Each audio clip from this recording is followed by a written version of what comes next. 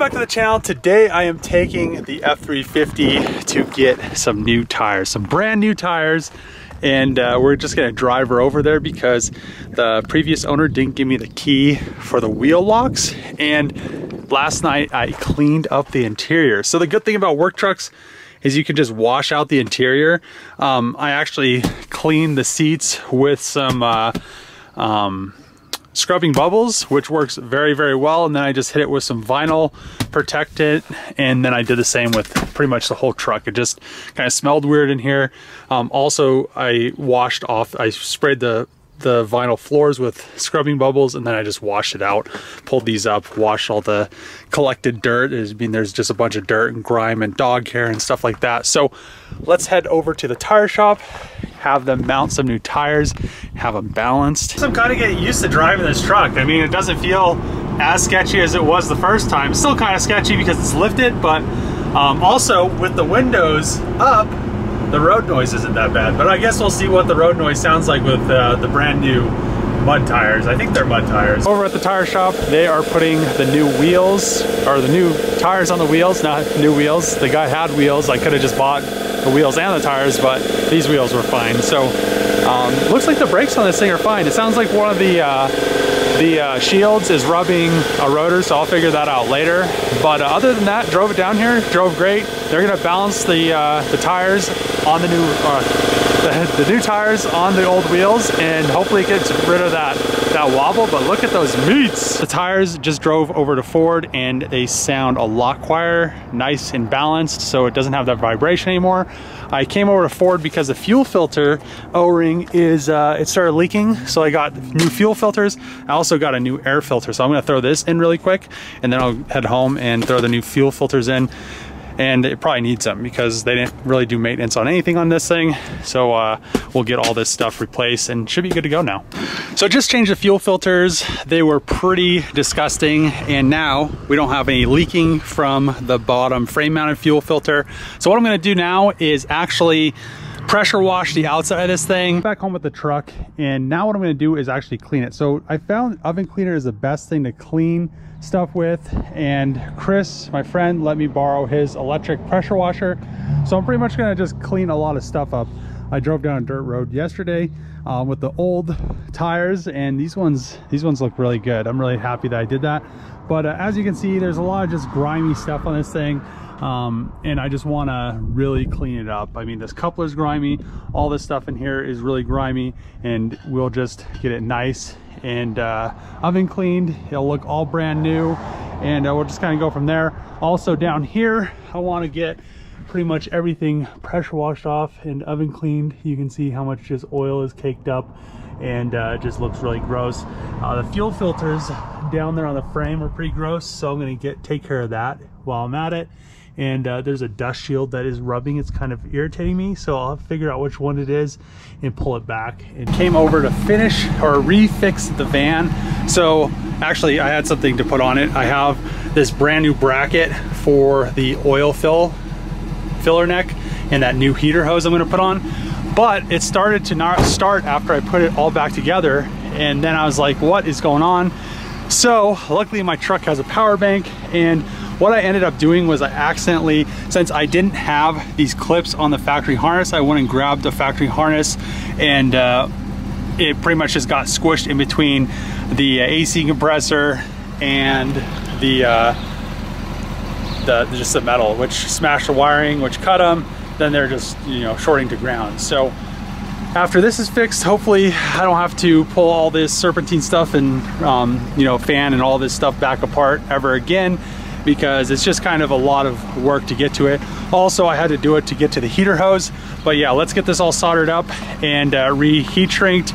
But just finished hooking up the crank sensor, rewiring it, doing all that fun stuff, and now she runs.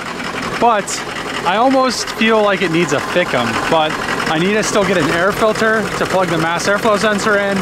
And other than that, I finally figured out how the oil fill tube goes, and I got that bracket in there. There's a bolt right here. I think that needs a stud, so I just need to get a bolt like that one back there, because that one has a dipstick for the transmission connected to it. So I just need to literally go and grab another one of those bolts, But other than that, she starts right up and sounds really good. Sounds like a 6-liter. I need to put that doghouse cover back over this so it's not as loud in here. And everything is still nice and clean. I have a check engine light because it's deleted and it doesn't have any tune on it yet, so I'll probably end up putting a kind of a wimpy tune on it since it is a van. Yeah, just tell him. What are we telling him? Oh, I was gonna tell him I clean the van. What do you think, Sean? I think that's great. I think you have a few issues with some injectors. Yeah, I think Sean wants to fix it though. He said he loves. I'll fix anything. He said he loves doing 6-liter injectors in vans. Well, not about vans, but look at that. Yeah, I did that one.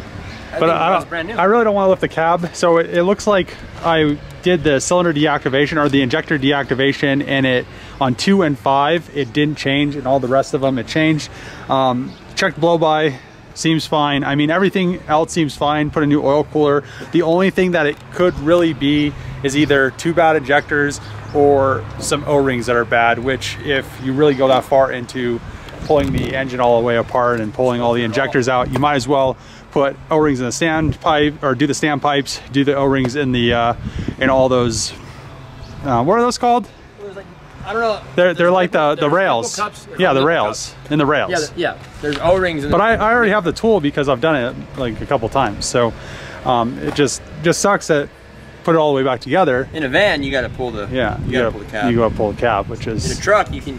It's easier, but you don't have to. Yeah. So, and then especially since I just put all this stuff back together. Yeah, you already have a shitload of work into it. So yeah, I don't know. It starts up. It just you know, has 2 misses, which is just very unfortunate, which is just kind of disappointing because I wish I would have known that before I put it all back together, and then I could just pull the cab. It would have been a lot easier to do all the other stuff with the cab off, and you know, but it does run and drive, which is nice, and the engine bay is clean. So what I might end up just doing, I'm deciding. I might end up just selling it for kind of cheap, but I got it for free, so I'm still gonna profit on it, and I'll make back all the money and parts that I spent on the van. But or I could, which I really do like the ambulance part, because it has this extra high fiberglass topper, which inside it really doesn't show it because it has all this ceiling stuff going on. It doesn't really go that high up, but if I pulled all that extra ceiling stuff out, I could get it a little bit taller inside and then just go, redo it, make it a camper van. Or I could just, but it has the quarters, it looks like they backed into something, it needs body work. I could end up finding another one, like a gas one. Instead of putting a 6-liter in it, put a 6.7, find one that still has the same top piece, this fiberglass topper, and then have a 6.7 van like my truck. It'll have a lot of power, it'll be reliable. It won't be a 6-liter. I mean, this, it would be reliable if I would have known that the injectors or O-rings were bad. So I decided to do the oven cleaner trick to the bottom of the hood and pretty much all of this grimy stuff that is just discolored from grease and grime. Sean doesn't believe me how good it's gonna be. What do you think, Sean? Oven cleaner? To see it. Oven cleaner, you think it's gonna work? I don't know, we'll find out, buddy. But I've never tried it. I've done a bunch of stuff in pretty much the 6.4. The bottom of the hood looked just like this from the turbo gasket being blown, and it just makes it look brand new. So let's spray some of this on there. Give it probably 5 minutes, and the great thing is it's used for ovens, so it's safe on like plastics and stuff. It's finished cleaning all that stuff with oven cleaner. The Walmart brand oven cleaner doesn't do as good of a job, but it did take off quite a bit of that grime off the top of the hood. It also cleaned up a bunch of the stuff under the hood and made it look a lot better, especially a bunch of the powder coat stuff and all the couplers, because I should have done it before I started working on this, but it was already so taken apart. I don't want to be pressure washing in there. Also, I did what you're not supposed to do, and I cleaned the interior with a pressure washer and some oven cleaner, and it was just night and day difference when I was going across it. This stuff was just so grimy. I got the doghouse just kind of setting in there. I need to clean that because it's just as grimy. Everything in here was super grimy, but also the seats aren't that great, but I sprayed them with some interior detailer cleaner or seat cleaner, carpet cleaner, and then pressure wash those. So I'll let those sit out because it's gonna be like 100 for the next couple days, and they should just be able to bake in the sun and dry. And I'll probably leave the windows in this cracked a little bit so some of that humidity and stuff can pretty much just evaporate out of there and not just kind of bake inside and create more humidity and create weird smells. So I'm really happy with how the van looks. I wish that the injectors, those two injectors, were fine, and I checked all the connectors to make sure that nothing was unplugged. It could be a harness issue, but at this point, I really think it's probably just cups or O-rings. It's not the oil cooler and any of those O-rings, because I already did that at the high pressure oil pump. I did those O-rings as well. So it's most likely just an injector O-ring. So I'll decide what I'm gonna do with this. I really would rather have a 6.7 van. I wanna really build a camper van though. So I'll figure that out later on. But now let's go mess with the 6.4 a little bit. Just finished cleaning the truck up, and the brand new tires make all the difference. What I ended up doing was pretty much hitting everything with oven cleaner, which it's like my new go-to on cleaning vehicles because it really gets all that grease and grime off there. And as you can see, the axle is nice and clean now. It's a little bit discolored. There's no paint left on it. Kind of, the cover's a little bit rusty, but that's not that big a deal. But it's really nice to have this thing just all cleaned up with the brand new tires. And you know, I was driving it around. It's really nice having those things balanced and new, and they're a lot quieter than the other ones, which were 37 by 13.5s. These are 37 by 12.5, and I think it's just they're not as wide, so they're not, you know, they're not bulging as much, so they're not as loud. So another thing, I topped off the coolant after I filled it up. It did drop a little bit because it bled when I went to get the tires. Top that off, that's good. You know, I cleaned up the engine bay with oven cleaner as well, and everything is now clean. When I did drive it over to get the tires put on, this coupler was a little bit loose, and I just tightened that up, which this looks great now. So I drove it, drives great. Also, I'm really contemplating getting some clear headlights instead of those ones. But I also cleaned the interior nice, as you guys saw, and now it doesn't, I don't know, it had this weird smell. I'm still most likely going to get a new windshield because whoever gets this truck isn't going to want a truck with a cracked windshield, and then they're going to have to go and directly, you know, windshield's only 150 bucks, but it's just, you know, that frame of mind when you're buying a car. You don't want to buy something with a cracked windshield. But other than that, you know, it wasn't that difficult to fix. Just lift the cab, the turbos, and, you know, some other stuff, and we got her good and ready to go. So I'm really excited about this. It drives great.